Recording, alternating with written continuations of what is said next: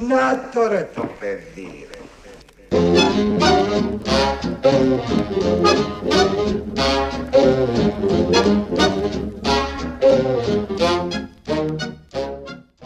Hi stylisters, we're up to lesson 6 on our masterclass for style, and today we're going to do body shapes, tone, texture and balance.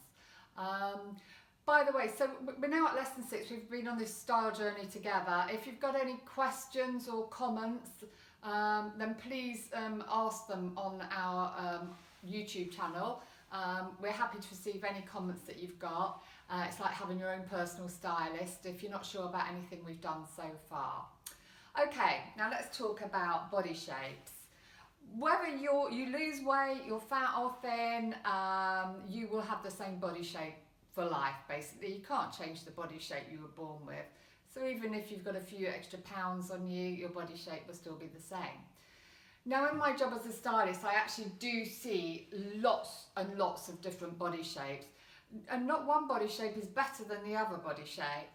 It's about styling you in a way that's unique to you, making the best of the things that you love, your assets, and detracting away from the things that you're not so keen on. So let's start by taking a look at the 6 basic body shapes. There probably is absolutely hundreds, but it's easier just for this purpose to divide it into 6, and let's see if you recognise yourself. Okay, so let's start with the hourglass shape. This is normally where you're quite heavy around the bust and you're heavy around the hips, but you always have a tiny waist in proportion to your bust and hips. So a celebrity that would be an hourglass, a perfect example would be somebody like Kate Winslet. Styles that emphasise the waist and show off those curves. So low necklines will obviously flatter you, provided that your bust line is not too low. And how you work that out is you measure from your shoulder to your bust, and then the measurement from your bust to your waist. And if the shoulder to the bust is greater than the one to the waist, then your bust line is considered low. So you would obviously steer clear from polo necks, etc. But avoid clothes if you're this body shape made from heavy or bulky fabrics, boxy shapes. And this is a great for high heels because it will elongate and balance out the figure. Okay, so let's then move on to the heart shape. So hearts tend to be larger on the top half. They carry more weight on the bust and arms, but tend to have very slim hips and slim legs. And a perfect example of this, without hesitation, would be Elizabeth Hurley. Their necks tend to be shorter, so you can lengthen that with drop earrings and lower necklines. It's good to choose lighter, brighter colours and texture and print for the bottom half, just to balance out that figure. So avoid shrugs and off the shoulder styles, anything that will make the top half look bigger. Okay, so let's deal with the pear, because there's a lot of girls in Britain and America that are pear-shaped. So normally they have a long neck and a slender top half, quite fairly small busted and a flattish tummy, but larger hips and thighs. So another perfect example of this would be Jennifer Lopez. So light or bright colours, texture and detail on the top half, and that will balance your figure out and draw the attention upwards. Shrugs and capsules and off the shoulder styles can be used to create the same effect. So we're obviously opposite to the heart, so we're doing the opposite things. A-line skirts tend to flatter this shape and slim the hips and thighs. Let's take the rectangular shape, which is a boyish frame really, small bust and hips and really a less defined waist, so fairly boyish. So Nicole Kidman, someone like that would have a rectangular body. So here we would go for styles that emphasise the slim hips, rather than the waist. If the client's younger though and's got good legs, you can make a feature with this figure type with like shorter styles, like mini dresses and mini skirts. That tends to work well if they're younger, not for us over 50s or even over 40s, come to that. So to wear styles that show off your back is really good, especially if you've got a small bust and you don't really need any support there. Necklines that are square or straight along actually tend to look really, really good on rectangulars. So you're going with straight lines again. So that's very good on rectangular body shapes. Let's go to angular. Catch my little diamond on my finger there. So let's go to angular. So that would be larger on the top half and then with long legs, but quite like hanger type shoulders, like coat hanger shoulders, I tend to call them. And again, a less defined waist. If you think of somebody like Joey Hall or the supermodel Jodie Kidd, they are angular. I'd actually say quite a lot of supermodels were that sort of shape, actually pretty angular. But clothes naturally do hang well on this figure type. So avoid waisted styles, that's with like anything that's pulled in at the waist. And also avoid styles that emphasise the shoulder area. Again, such as shrugs, Bardo necklines, you know, they're all very much the rage at the moment, those off the shoulder necklines. So avoid those Bardo necklines and puff sleeves, anything that's really emphasising that top bit. So instead go for any styles that would slim the bottom half, that emphasise the long legs, which this body type normally has. Lastly, which one haven't I? The ellipse. Okay, ellipses tend to carry quite a lot of weight over their tummy, but would have slim hips and long slender legs. We used to call this body shape the apple. So you'll know if you're an apple, we just used to do all fruits, didn't we? Apples and pears, and but now we tend to call it an ellipse shape. Lots of my friends are ellipse shape actually. When you get to you know, if you've got an ellipse and you get to like over 50, it tends to become more pronounced, I would say. But even if, as I said at the beginning of this lesson, that if you did lose weight, you'd still have an ellipse shape. Somebody in the limelight that would be an ellipse would be somebody like Roseanne Barr, Judy Finnegan for my English viewers would know Judy Finnegan, Jennifer Saunders, they're quite an ellipse shape.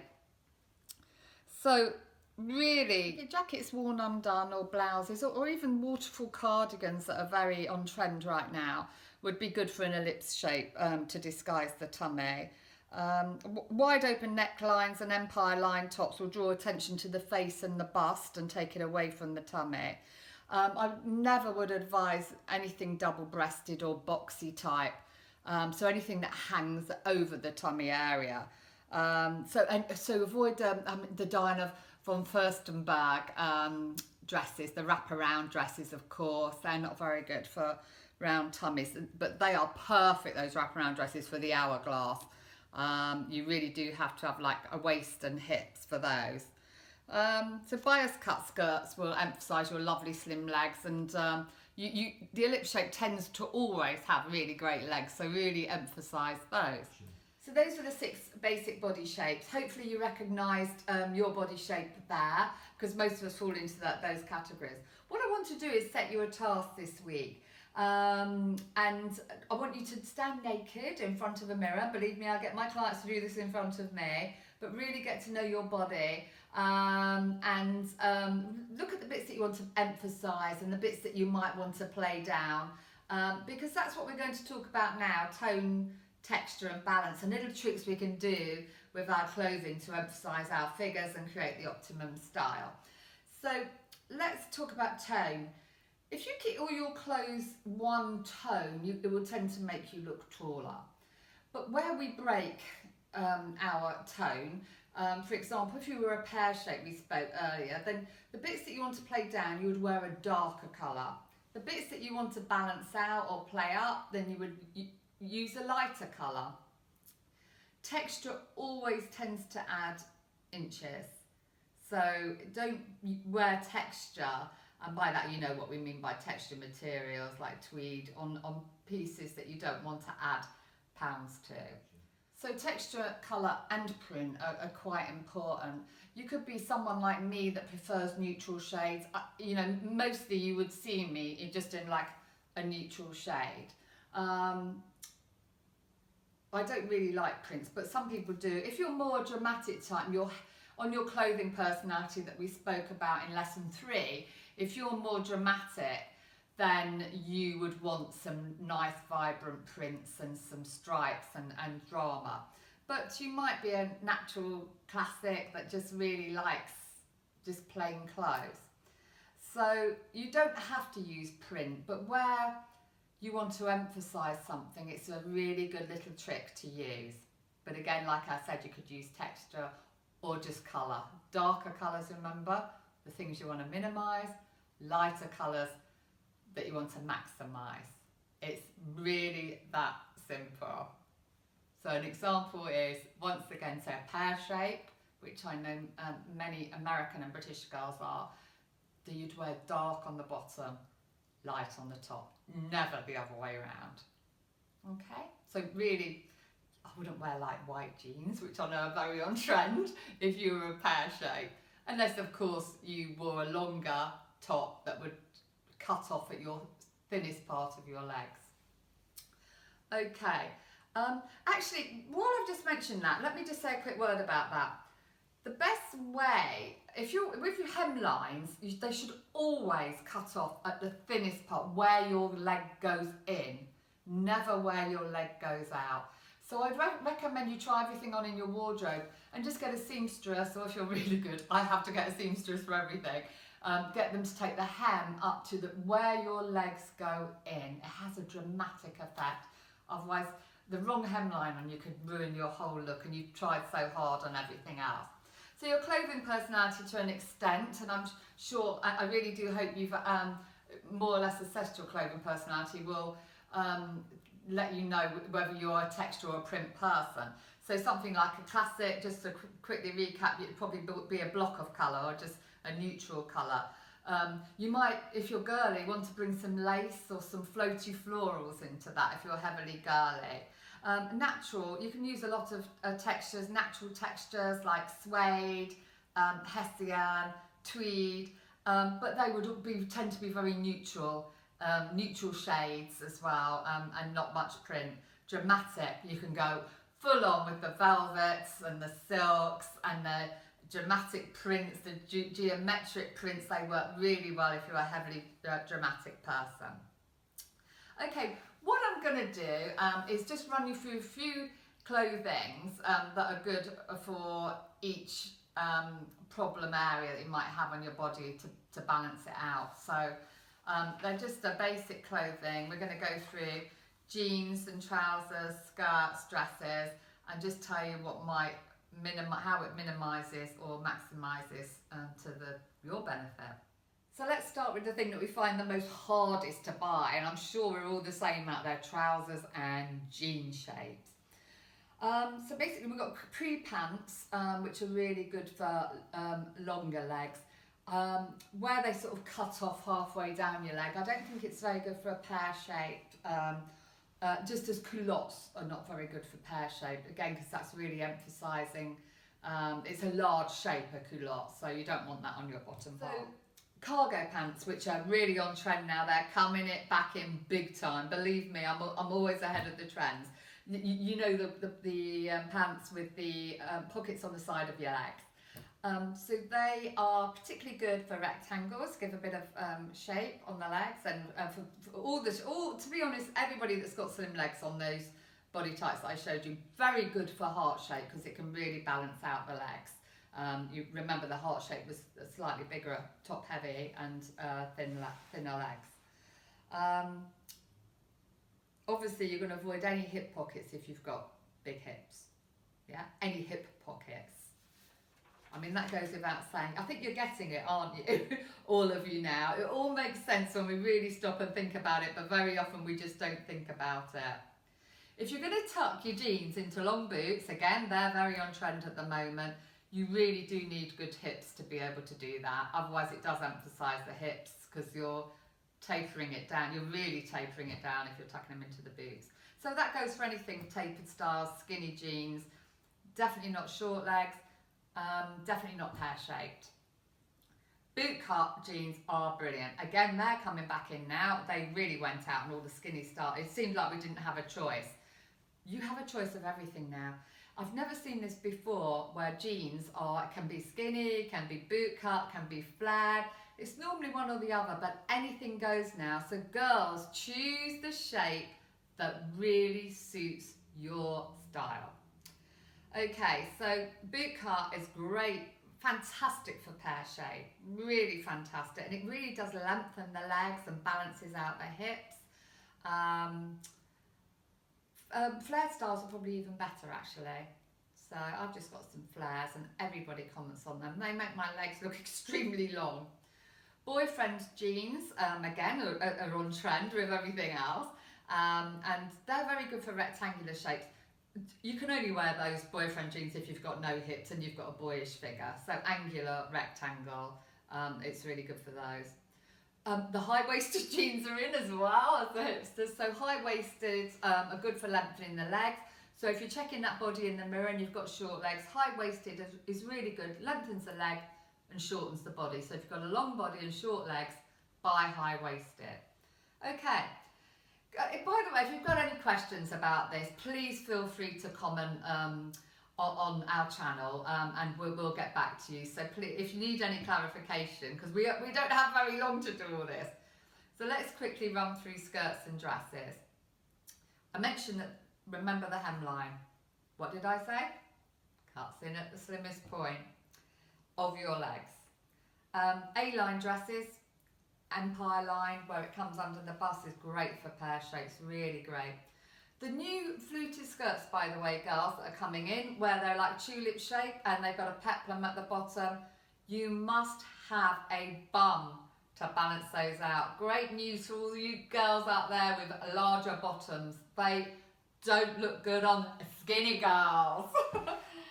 So pleated skirts are coming in big time as well, the metallic pleated. Not good if you've got hips, and we don't need to say that, do we? Don't wear them.